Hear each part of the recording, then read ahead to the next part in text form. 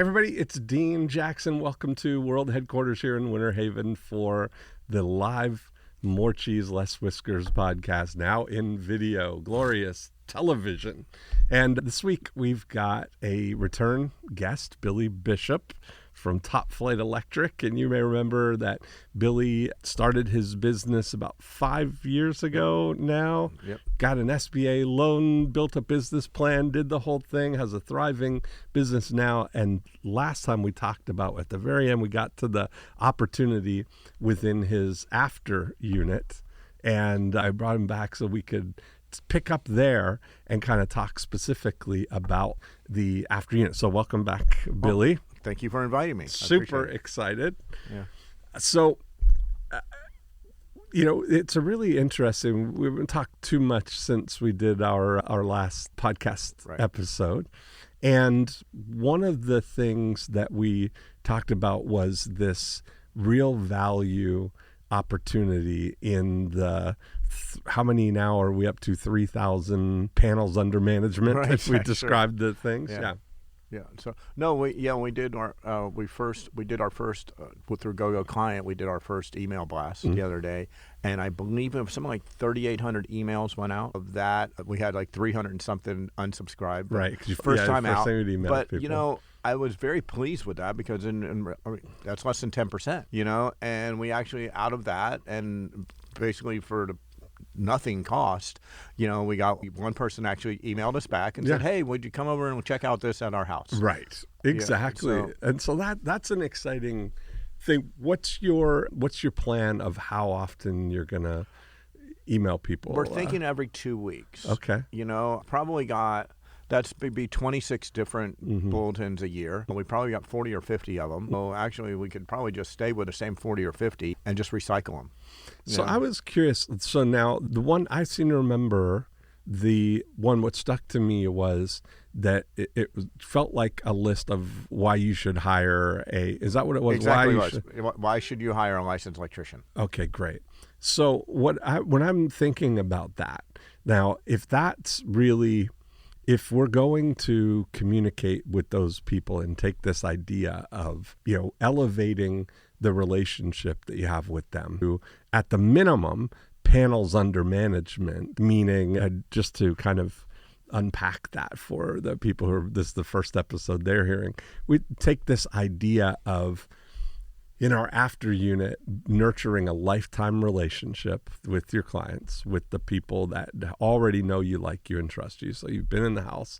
And part of the way internally that we think about that is elevating the way we think about it as you're now the incumbent, that electrical panel is under management. And we use that same thing when the financial advisors talk about having with their clients, they've got assets under management. Correct. So everybody's retirement accounts and all that stuff is under management. We take the realtors and mortgage brokers and we think about mortgages on equity under management and homes under management.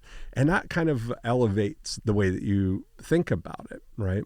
Yeah. So if we take this panel under management and you start to imagine, well, what could if we're just focused on extending the lifetime relationship with those people, what other things could be things that people are going to, need done or would be opportunities within that? Well, we always talk about LED lighting, with bulletin on LED lighting, hurricane preparedness, generators, safety in the home, GFIs, arc faults, all the different things that we may have in our home or should have in our home. Don't quite understand why we have them, because a GFI is designed to protect you from electrocution. We don't think about that, but that's what it does. Yeah. I had never heard of it, but now I have one thanks to you. Exactly. And that the full panel FI or whatever. Well, no, that was a surge protection. Oh, surge protection. That was a surge protection. Exactly. Okay. The GFIs are the ones, a little button and you see on your receptacle near the sinks. Okay. They'll be in your bathroom, around your kitchen. Okay. And now it's actually from back in the day, somebody dropped a radio into the tub while they were taking a bath and they got electrocuted. Well, now if that's plugged into a GFI, it shuts off within 6 milliseconds, which is 6,000ths of a second. Wow. Right? Okay. And so that's how fast it'll shut off. So you're going to get shocked, but you're not going to die. Right. You're not going to get electrocuted. It's not going to continue. Yeah, it's not going to continue. Exactly. And that's what they're designed to do. Yes. So they should be replaced every 10 years. So that's an electronic device. And I tell people I wouldn't have a 10-year-old phone, but I got a 10-year-old device protecting me from electrocution at home. So those need to be swapped out every 10 years because they're electronic. And so we suggest that you do that. Yeah, and boy, 10 years goes by really fast. Fast, right? It sure I mean, does. that's, yeah. I was thinking about it. I've been in my house in Valhalla now 20 years this year. February was 20 years. I can't even imagine that. And that's the same. I measure the same. I moved in my place in 07. Yeah. So I'm at 15 years. Yeah. I'm like, wow, went by fast. Yeah. So how many people, like if you were just to take some of the things that are the lurking dangers or the things that if left unattended could be problems, GFI would be one of those things. What other things would be? A lot of times when people do new construction, or they're allowed to do what we call backstabbing in the back of a receptacle. And what that is it's a quick way, it's legal. They put the wire in a hole in the back of the receptacle, and there's a metal tension that clamps onto that wire. Over time, that metal tension kind of loosens up because it's just a metal band that's pushing down on that wire. As it loosens up, it'll start an arc. Once it starts an arc, it heats up. And unfortunately, it can melt the device. It can go further and maybe cause a fire or something. And so when we find that, we suggest that we replace every device in the house because there's also a screw on the side of the receptacles. And we only, at our company, we only use the screw, put the wire on the screw. We're not going to have that issue anymore. And so, because the screw's tightened down.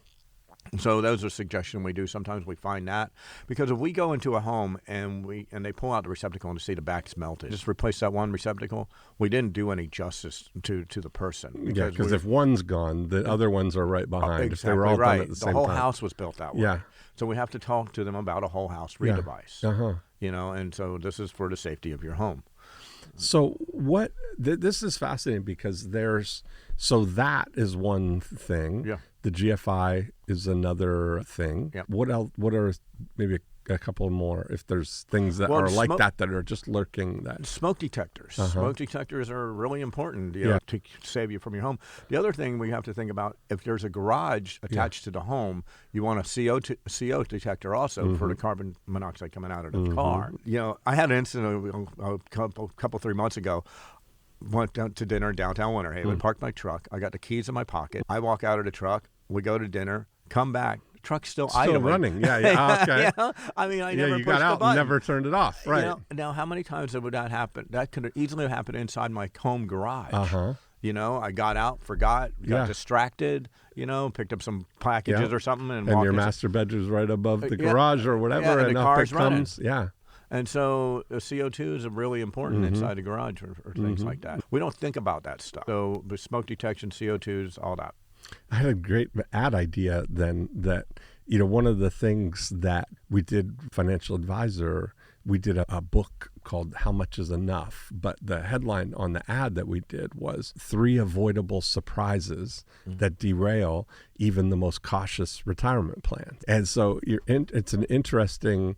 There might be a thing of 3 avoidable surprises that can burn your house down. Absolutely. Or it can. And we install a smoke detector that's got a 10-year sealed battery because the little 9-volt battery gets irritating, right? Every couple of years it goes out, and it's usually in a place that you got to get a ladder to get to it. And the other thing that people don't realize, smoke detectors. How often does that 9-volt battery last, you said? A couple of years, maybe. Okay, a couple of years. These ones have a 10-year sealed battery. Yeah. Now, a smoke detector is designed to be replaced every 10 years. Okay. If you put a brand new battery in a smoke detector and it keeps beeping, it's because it's timed out. Okay. It's over 10 years old. Oh, wow. And it will continue to do that just to say, I'm old, I can't work anymore. Right. And so it's doing that so it's so annoying that you won't do it. Yeah. But it doesn't mean disconnect it. Yeah. It means replace it, get a new one. Right. Have you ever seen those old faded smoke detectors, like a really ugly yellow color on the wall? That's actually a chemical. I think I have one of those. Yeah, I'm thinking I've got the round. Exactly. The round one up in the corner. And they get old and really yellow faded. Yes. That's actually designed after 10 years. The chemical compound in the plastic changes color. And it was their old way. They didn't have the where it beeped and was annoying. It changed the color. And their idea was, well, this will be so hideous that people will replace it. But they don't replace it. They just get used to it. That's me. Exactly. I better schedule a visit here. Yeah. Right.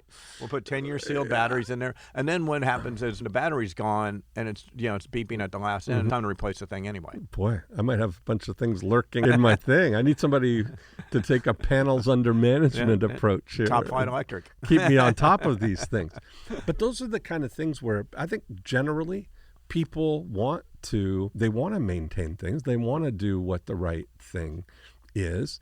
But what we're fighting against is the priorities of time and money that people have. It's not one of those things that nobody's going looking for problems to solve proactively.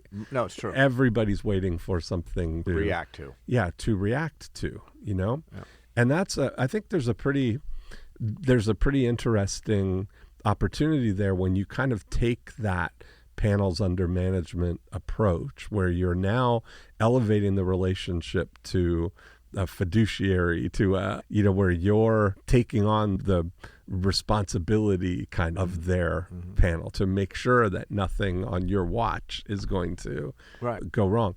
Do you ever, in a typical month, how many of the calls that you go to are things that could have been avoided? How many of the things are things that people got into? I don't have a stat on that. Is it enough that it would be a stat? I would think, I bet it would be. Yeah. Because that would be a really interesting thing if people, if you look at that as this is happening enough that it's just a lottery. Your number's going to come up kind of thing. It could be, if things are lurking in there, nobody would want to. Sure. I mean, circuit breakers should be replaced every 15 to 20 years. Nobody thinks about that. Just because they're not tripping doesn't mean they're not working. Because when a circuit breaker in your panel trips, it's actually doing its job. It's protecting your home. Right. And so when they're not tripping, doesn't necessarily mean they're working. It means because there's a metal band in there.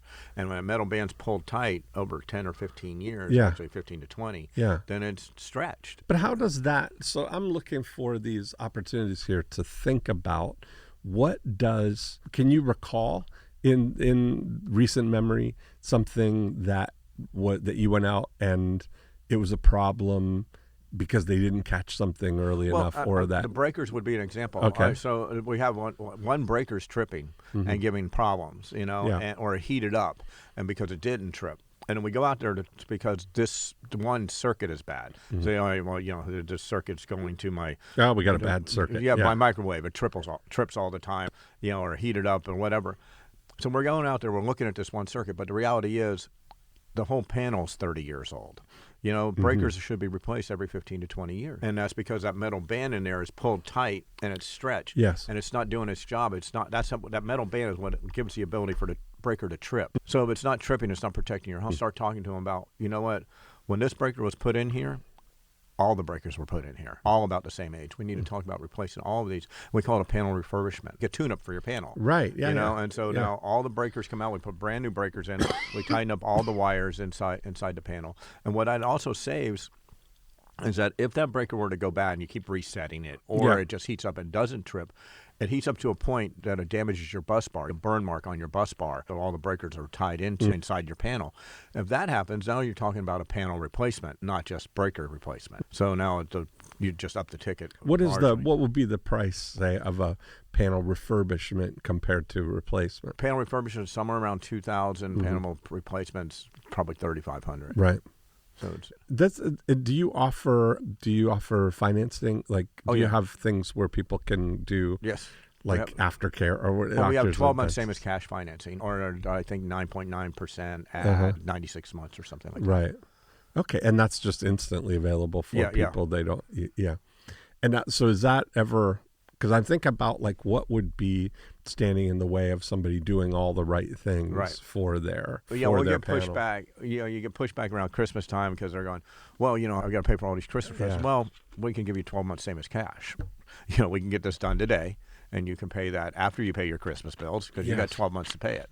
We'll get the other one is like we're waiting on our tax check. Yes. Our income tax check. And I'm like, okay, well, we can do this today, and you can finance this for 12 months, and when you get your tax check, just pay back the financing. So. That's perfect. So part of this thing is when you look at it, when I look at your 3,800 panels under management that you have right now, that those people, some of them are sitting right now with panels that need to be replaced or refurbished, Absolutely. with GFIs that need to be replaced, with smoke detectors that need to be updated, and all of these things. It's kind of and a lot of times they're not going to proactively think that's ever going to show up on their list of let's do things proactively here and think through. We have a 5-minute electrical safety inspection when we go into a home, and it's a sheet. And it's almost you know how when you go to a car dealer, and then it has a yellow, red, or green, and like this is a concern, this is in good shape, and this is like something we need to issue right now. Yeah. We do the same thing, and it's like the panel, master bedroom, kitchen, living room, bedroom 1, bedroom 2, sort of the garage, and it goes through every room, and we call it the 5-minute check because the guys are just kind of walking through each room and checking boxes. Right. And then so at the end, and then they come back at the end and here's our suggestion, here's what we found. Yes. These are concerns. You may be able to deal with this in the future, but we see this coming up in the near future. These are things that we think should be addressed today, and these are things that are just great. So you present that to them right then. Yes. And they're either saying, yes, thank you for pointing that out. Right. We better get that right. Right. Or they're saying, it's Christmas, or when we get our tax check, or hey, thanks, it's not really a problem right now, or okay. And what percentage of the people that you kind of do, that's a large part of your ticket multiplier, what we talk about, right? When you're presenting those things. What percentage? Once again, I don't have a stat on that. Okay. But, we do well with those things. We always offer 3 options. Yes. Because if we don't offer 3 options to a client, the answer is yes or no. Right. Like, here's a job, this is the price. It's a yes or no answer. If I say, we can do this for you, and this will include all of the things that we found where we think should bring up your house electrical peace of mind option. Then we have a better option, which is, okay, we're not going to do everything that we found. We leave off some of those ones that were just concerns and not have to be addressed today. And then we'll knock those off the list. So here's this price for this option. Or here's the good option, which is basically like the things that we really feel need to be addressed today, plus the issue that you called us out for in the first place, because they called us out for a reactive problem. But now we're trying to get proactive in everything else that we found here to help save them in the future. So human nature says they're going to take the center option, when offered 3 options. But I do it all the time myself. Right. Whatever it is, they give me 3 options. I'm not quite there on the top one, and I'm better than the bottom one. So right, exactly. And then what happens with that information when you leave? So some percentage of people, I know you don't have the stat, but some percentage of the people take the middle option, and you end up more than just what you were there for. Absolutely. They do more. But probably, would you say there's more or less people who don't do, they say, thank you, not right now, or... We get a smattering of everything, right? We charge a service fee to come out. Yeah. And sometimes sometimes they just, when they see, they don't realize, the value of what they're asking for. And it does have a value to it. So sometimes they're going, I didn't realize. And then at that moment they're just giving our service fee and we're going out the door. But we do well. It works more times than it does. It's definitely a larger percentage. And they also don't, a larger percentage start talking about, I didn't realize. You can do surge protection for me today? Yeah, we have it right here on the truck. We put this in right now. Right. So just having the availability, everything's on the truck. We're ready to do it right now. We don't have to worry about it no more. You don't have to schedule for another day. We're going to do this right now. So that's awesome. So and then what happens when you go back? Now you've got the information. Yes. What happens to the information then? It's stored in the software. Okay. And then we can circle back around to estimates, like especially if they, we'll have the tech will make a note. Clients thinking about it, whatever, and then inside those notes we can circle back around to quotes, and say, okay, and then we'll have the girls in the office call. Say, okay, Mr. Client or Mrs. Client, you've been thinking about, we may give you this quote 6 weeks ago. Yes. And sometimes they're looking for other quotes, and the reality is they still didn't get it done, or nobody showed up. Right. Because that's one of the things in our industry. It's amazing how many people just say, wow, you answered the phone. It's a real person. Right. So it's just 80% just showing up as part of the thing, right? Yeah. That's amazing. So I'm wondering if there was, when you've taken these and you've put everybody into Go clients, now the name, address, the email and stuff, be really an interesting thing to transfer some of the flags that are like, especially with the bigger things like for panel refer, but like if you have a checklist of those things, you can have different flags in the record, right? So that you could identify everybody who needs surge protection or whatever, who doesn't have it, right? Then send an email specifically to them about surge protection. That's true. Yeah, and so I'd start to proactively start to think about. This is why we talked about having somebody like thinking about this role of the panels under management, of the after unit of somebody's whole role is looking for and moving forward those opportunities. Turn down surge protection. Exactly. Let's remind them. Yeah. And having little flag things like maybe if send you're it out the day after a storm. Well, exactly. Or you start to think about the certain seasonal things are going to be where the big opportunities come. Right. We talked about a generator last year. Yes. You still need one. Absolutely. Yeah. Right. Like that kind of thing is not so much now. Generator season is in the spring. Yeah, March. Yeah. Because hurricane season starts in June. Okay. And if you're going to be proactive, you need to start around March. Yeah. And now we're coming up to where it's the end of hurricane right. season. Everybody's going, But what happens now? Like if you go forward from now, is there any certain times of year that are conducive to like certain things, So I think I may have mentioned to you, we had the equivalent of an HVAC company in London, right? That came and they service, more people have boilers there in London, and we did a 9-word email to all of the clients there, just kind of sending them out right around now, October, November, sending out an email that would say, "Hi, Billy, have you had your boiler serviced yet this season?" And that's it. And when it would go out, people would reply back and say, "No, we haven't yet." And he would reply and say, "Well, we're scheduling boiler servicing this next week. Right. Would you like us to come by and do your boiler service?" And it was just like they were booking them as fast as they could send out the emails. They were sending out the emails like, 200 at a time kind of thing. And people would reply, they'd get in the dialogue, they'd book them on the calendar and go all the way through.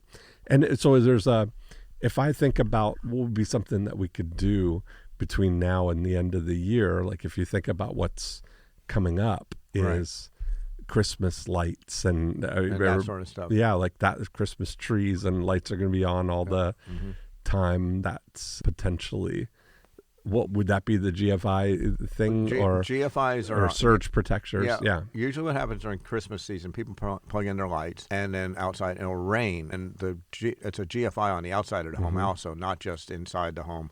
And so it'll trip because of the rain. And it'll be because they have weather-resistant GFIs. Won't be a weather-resistant GFI outside, whatever reason. And so then all their Christmas lights are out, and they can't figure it out.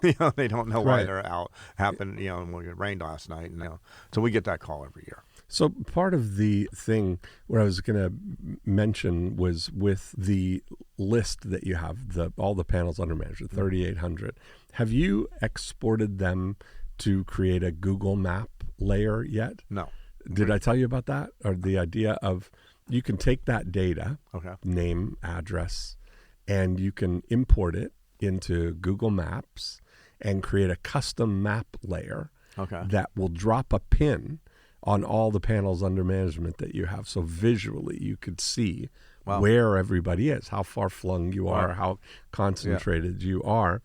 And as part of this idea of your multiplier opportunities and in your after unit, it would be a cool thing whenever you're going, let's say you're coming to Valhalla. Right. And do you have other clients in Valhalla? Or yes. Yeah, so you know that you've got however many panels under management you have in Valhalla. Right. That when you're coming out there to look at the map kind of thing, and you see that somebody's like right next door or right down the street, and maybe you could merge that service call opportunity with that by saying to people, hey, I'm going to be out in Valhalla on Tuesday. Would you like us to come by and we can upgrade your GFIs while we're there that we talked about? Right. Or just making it like super simple that people can, now that they've thought about it or realized that they haven't done anything about it and you told them it was a thing. Right. If you're making it so super convenient that they just need to say yes. Yeah.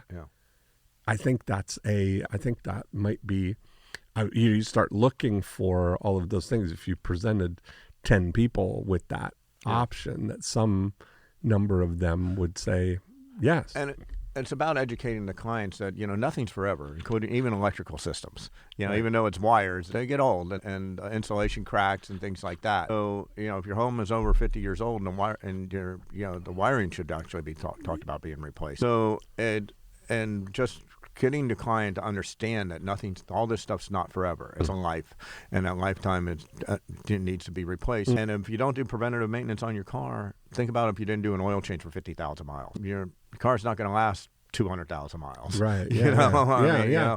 In order to get 200,000 miles out of your car, you need to do your oil changes and stuff like that, so you can get out the life that it's expected to be. But you got to do preventative maintenance. It's the reason airplanes fly. To be 40 years old, keep flying because they fix them before they break. Preventative maintenance program, even though it doesn't look broken, they fix it because the last thing you want to do is break your ear. Yeah. Right. And as long as the structure, that's why you see, I'm amazed actually when I was in Vancouver, Canada, first time I flew on a prop single engine plane kind of thing.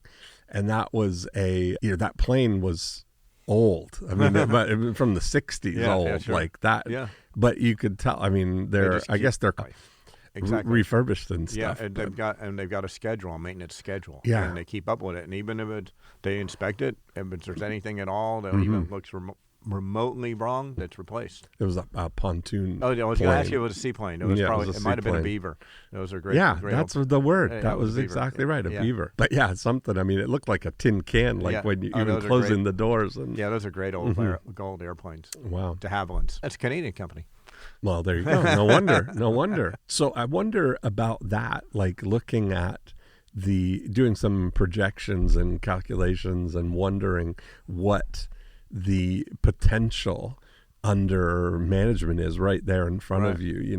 When you look at that checklist that you do, that 5-minute safety inspection, that is going to be gold for you for this after unit situation, because it's really you're the one taking the proactive approach with their safety and their panel, right? Where it's like, don't worry about it, when you've got the whole thing, and especially when you can remove the money, if it can be over a year, same as cash, where is that the kind of thing where they make monthly payments or a balloon?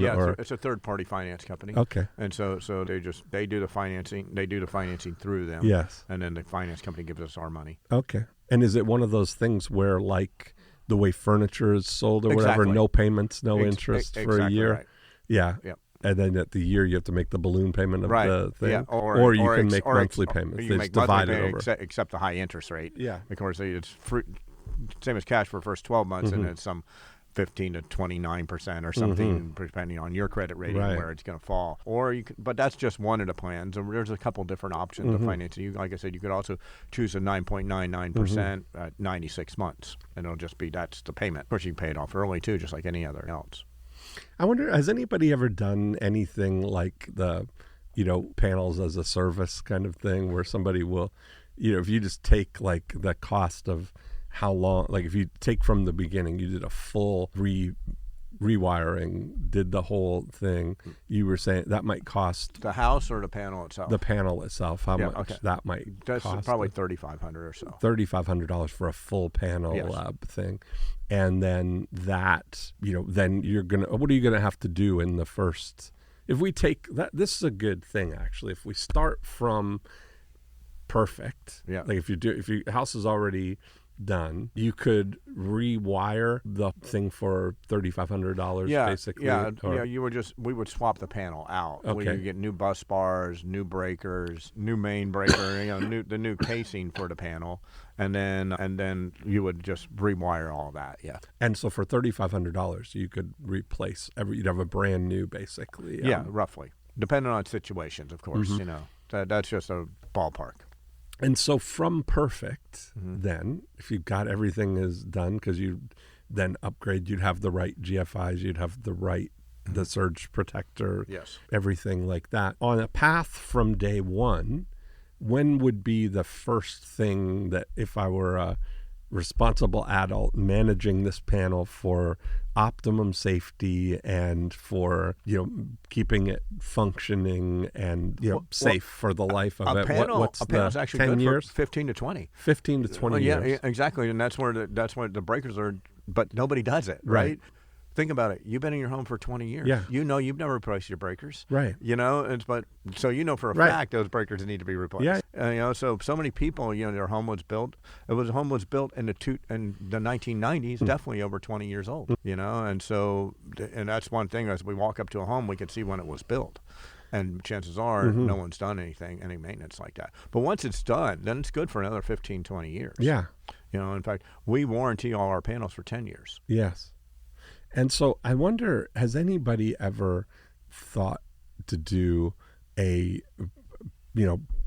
panels as a service type of thing where imagine if like for some amount per month, like you talk about I'm thinking about your membership program where you want that recurring revenue stuff, that I wonder if there would be a thing where somebody, like water softeners, for instance, like that's where something as less important than electricity, but most people have a service agreement. I think I pay like $22 a month or something for the water softener, but they come and fill up the water softener with salt and do all their platinum. I got their platinum service or whatever the thing is. And that, I wonder, is there anything like that in electrical? I guess as close as we get in that $9.95 a month for the membership, we do an electrical safety inspection of your home once a year. So when you're home once a year, do an electrical safety inspection. So once again with that red, green, yellow,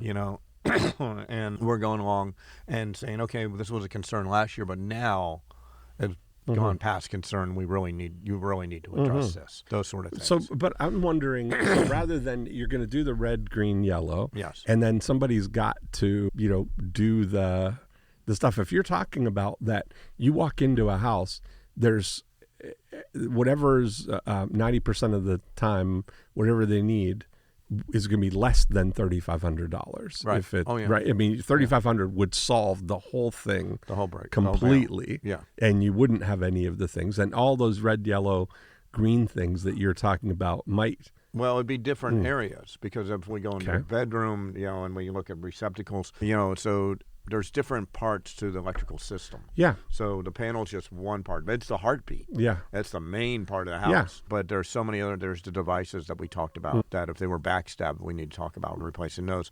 The GFIs, those are receptacles. How many receptacles would be in a typical home? 40, 50, something around there. Yeah. Yeah. Sure. You think about it, you got a couple on each wall, and you got the light switches, so you're talking, it's probably 4 to 5 per room.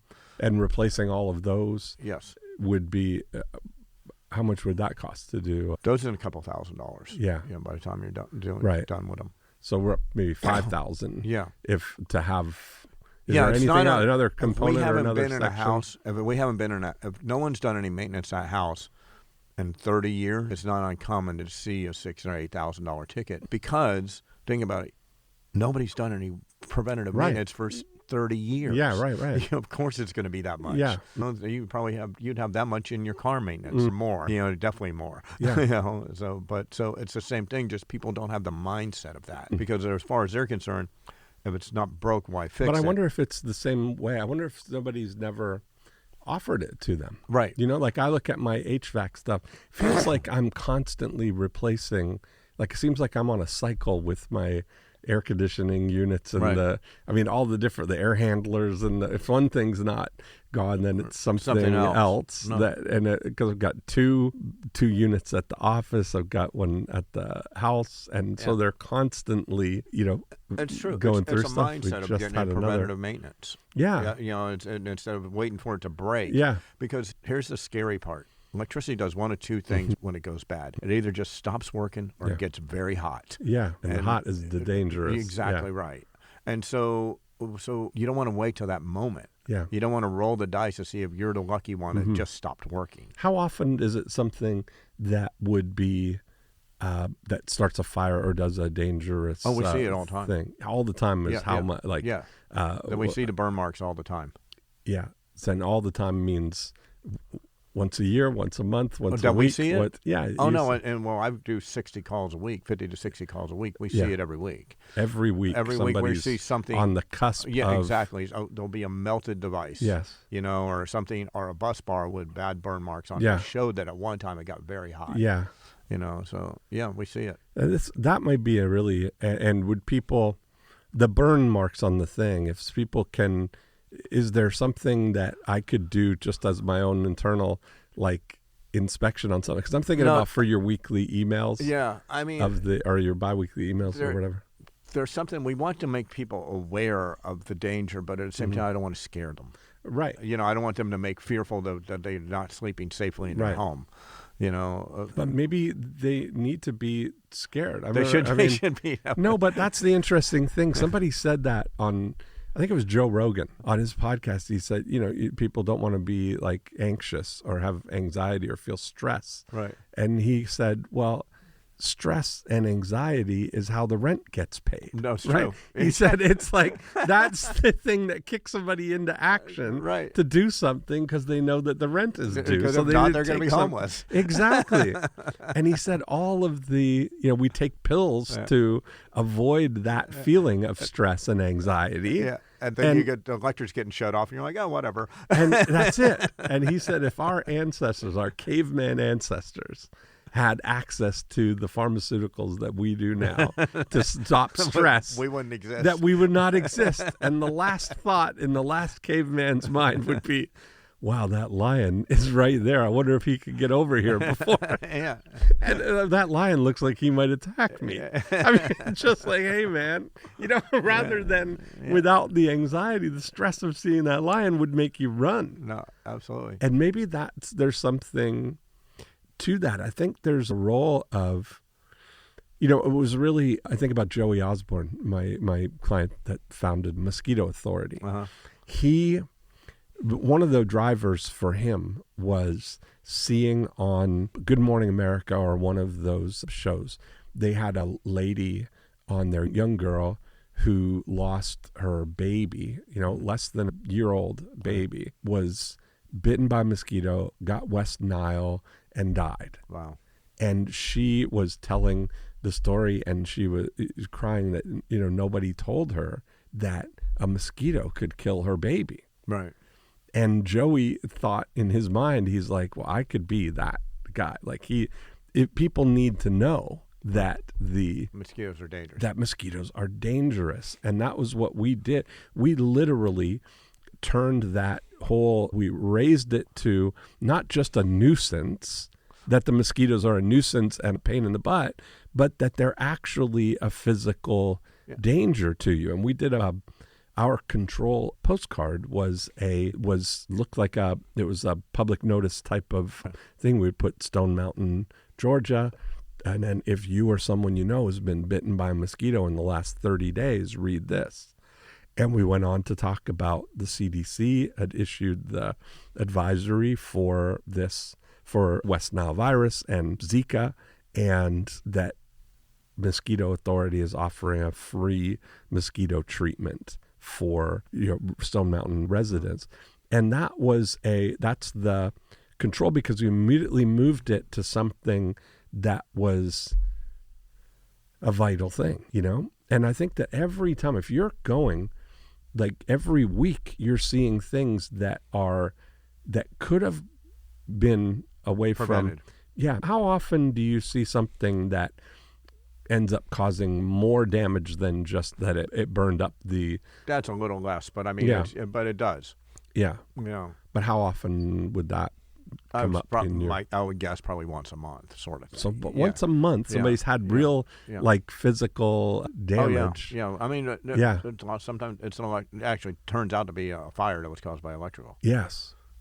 Exactly. So I think that kind of thing, where I look at it and I would wonder to myself aloud whether anybody, how many people would, when they buy a new house, or not a new house, new to them, an older house that was built in the 90s, that they would have that peace of mind if they could pay some monthly fee and have just have a service that is managed electricity, where they don't have to think about it or worry about it, because you're going to proactively be doing the things that a truly responsible adult would do. Right? And that's the thing. I mean, I've told you several times, I want that for my whole house. Right. Like, I want to live in my house like I'm a guest in your house. Right. And so transferring that to the electrical panel is of having, like, I'm thinking about this. I've got, my smoke detectors are probably at that point. They haven't been replaced. Sure. I've been there 20 years. Yeah, no. Every once in a while they'll beep and beep. They'll go off for no reason. Every 10 years those should be replaced. And that's not electrical code. That's the fire department. Right. Saying that. And there's something there that if it's brought to people's attention, if you had certain, even just asking people, like presenting these things to people, perfect timing for things like, I really believe there's a great annuity waiting to happen for the generators in the spring, for winter's coming. We talked about hot tubs or those kind of things. Looking at what could be the big... Yeah, you always give me a bunch of homework. Well, I want to paint that picture for you of creating it as a big opportunity, because it's there, and it's just somebody executing on those things, of thinking it through, and I wonder what, if you said out of 3,800, how many of them do you think would need or benefit from a panel refurbishment? Oh, large percentage of them. Yeah. Because once again, it's just trying to get someone to understand that just because it's not tripping doesn't mean that it's working properly. Because if it's not tripping, that's one of its jobs. It's to trip and protect your home. Yeah. And just because, these haven't tripped in years, well, it doesn't necessarily mean they're working. Right, exactly. And that's why they say you need to replace them every 15 to 20 years, because they're stretched out. Yeah, yeah. And so you look at that, I wonder the whole, just what that could be worth. This is where I always look for people, is to take this idea of how much could that be worth, like if you take the things, or say a maximum thing for people would be that $5,000 that you talked about for changing all the receptacles and refurbishing or redoing the whole panel. Yep. And surge protection. And would probably cost $5,000 to do the whole thing. So if you take that on the high side, if everybody needed that 5,000 times 3,000, we're talking about, or yes, it is $15 million, right? Of the 3,000, potentially, right? But if you're saying, if it's 10% of that, it's 1.5 million, right? Kind of waiting. That's there, Right. It's all, there's a potential. Yes, absolutely. And I think having that as almost like creating that position of an asset manager of looking at the 3,800 people as the asset kind of thing. But I do love that idea also of the dropping the pins Yeah. and seeing where you're where you're going. We have a software that we call it's called a heat map. Okay. And it basically is just that of places we've been, but it wouldn't necessarily have. I guess I could change the date range if you see where we've been and roughly the areas we were in. The majority of we stay within an hour pin drop of wherever we're at. Yeah. I'm talking about having the addresses of the actual panels under management that you have. Yeah. You can create that on a Google map. Right. That would drop a pin. Yes. So I'm saying when you're going into Valhalla, you already know to know that these 4 people, we've got these 4 panels under management there, and look at their thing and see these people we talked about, the GFI things. Yes. That now you're just going to continually nudge them on the things that you already know that they need to do. You were talking a bit before about the garage door advance, because now I look at the big picture of the after unit of you is kind of like evolving into the top flight home services. Right, exactly right. Where you're now thinking about homes under management. And the next department I want to look at is garage doors. Yes. And then from garage doors and tell them wherever we go. Yeah. But once you get the service part of it down, the actual whatever it's electrical or plumbing. Yeah, the dispatch, the actual technical. That's different. I mean, what I'm trying to say, I guess, running the service company and providing first class service. Yes. Is the thing that we do best. Yes. And then the technical part, that can be trained, and so you just find good plumbers or good electricians and you can send them off in that direction. What do you think about this idea of because I think about even without the technical thing, without doing the work, one of the core things of that is being a problem solver or project manager, like even just people. Because I think about it a lot, I've always, that's why I gave you that 1-to-1 future book to think about which I found. Yeah, I know. Yeah, exactly. I haven't returned it yet, but I found it.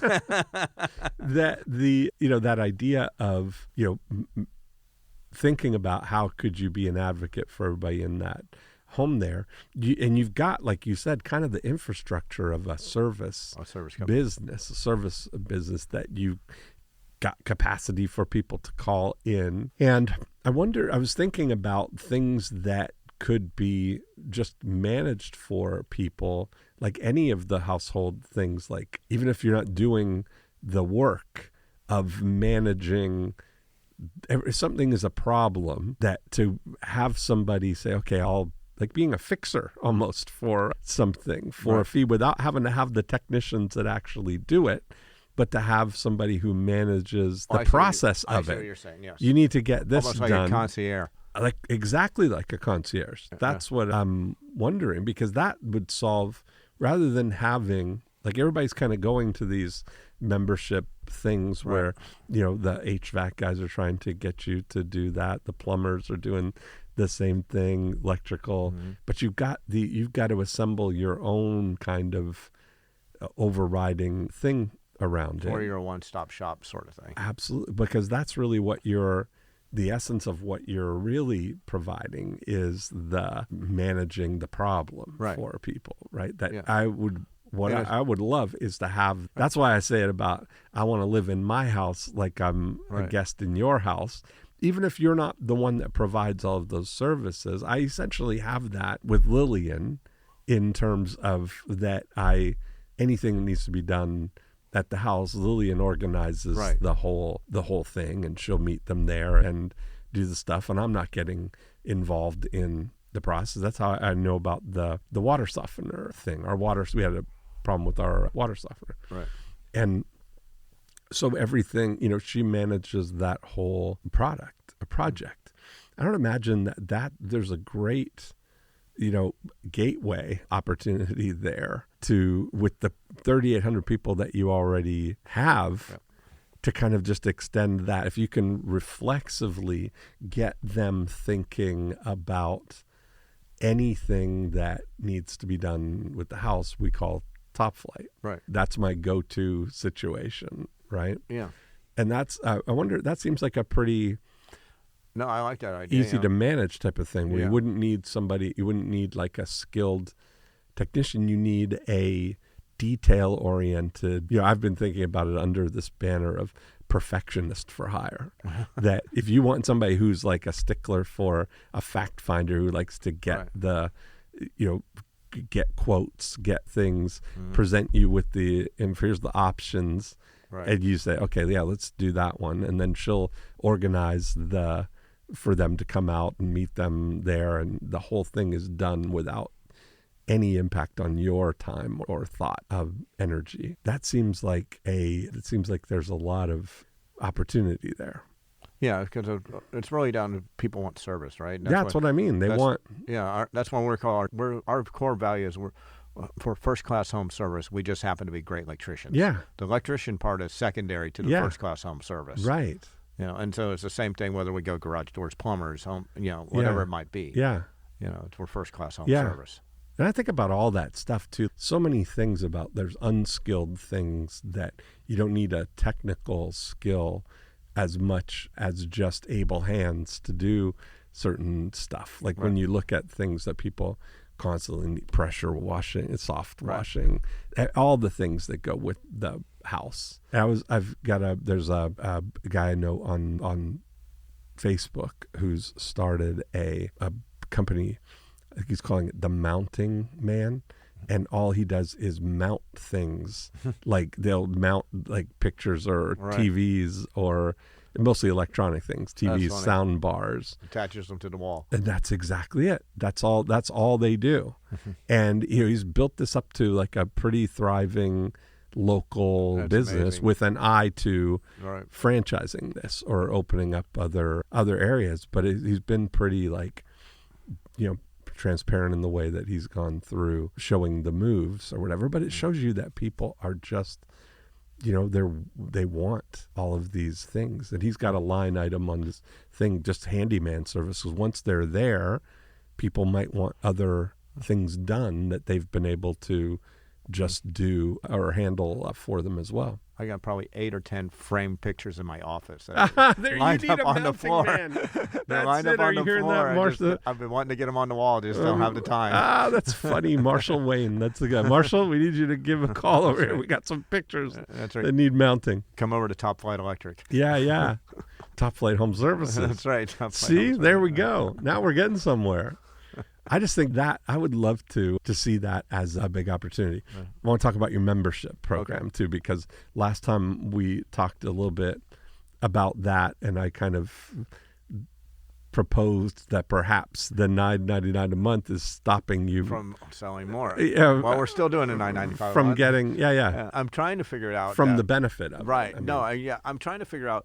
There's got to be something that offers that VIP area. You know what I mean? That's like think of when you go to the nightclub and there's that VIP room. Yeah. There's got to be something that somebody has to pay more to belong to that. That's where I'm thinking, like if they gave away that VIP room, it's no longer a special room, and so. But I don't know that it's not past that. Yeah, I wonder. I don't know. That's completely.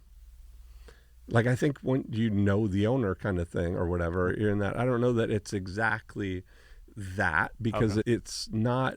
That people aren't like looking at nobody sees what's going on there. Like you're not standing out from something. But what it might be, when I talked about like extending that benefits and services to their inner circle kind of thing, that even if the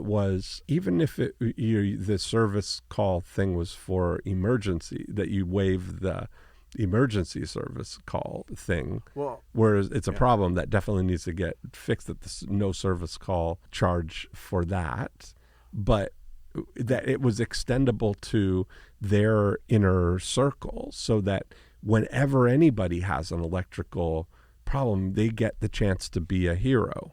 And I think that having that is, I really think if you projected it out, like what the as we're just sitting there thinking, I'm sitting there thinking of if I even ran a special for a couple 3 months, like to the end of the year, if you join now $4.95 a month, just something like we're giving something away. It still would, and I think $5 dump would feel like nothing compared to the fact that Netflix just raised their prices. And so, I mean, it's just some ideas that I'm sitting there thinking of as you're talking to me. Yeah, but I see what you're saying too. I just got to figure out. Because all we look at, the outcomes that we're looking for from your after unit. Right. The metrics that we're looking for is we're managing that portfolio, those panels under management, for an annual yield, right? A return on panels under management. What are we doing with clients we already have? And yes, so you're already at that 30% of the business that you're doing right now is coming from people who call you back. Right.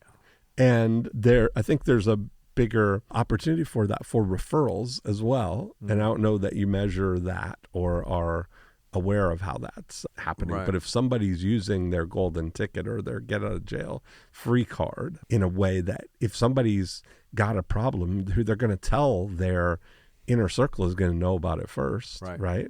And if their reflex is, let me get Top Flight to handle that for you, or here's a golden ticket for Top Flight, they'll handle the whole thing for you. It's real. And I mean I think that when you extend it beyond even just the electrical, I'm thinking about in the future now, that Top Flight home services, that any problem that anybody has with their house, that they're immediately thinking we need to call Top Flight.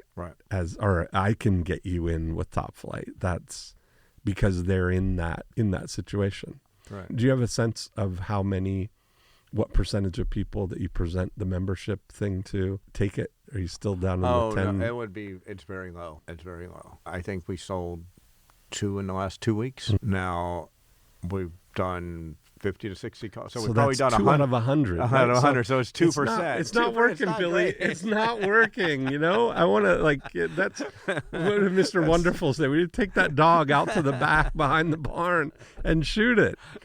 Because now you're thinking that these people, you've got 100 people that have rejected you. Right. And that's their last anyway. thing. Right. That's the thing, right? Yeah. Whereas I'm wondering if somebody had if there's a certain amount that they spent, if it was $1,000 or whatever, that you experiment with giving it away, adopting that into there, and then look at over the next 12 months what happens. How long have you been doing the membership now? Since the beginning. Oh, you saw. And how many members do we have? I don't know, 50, 75. Okay, like all right. Yeah, not a lot. Yeah, not compared to 3,000. Right.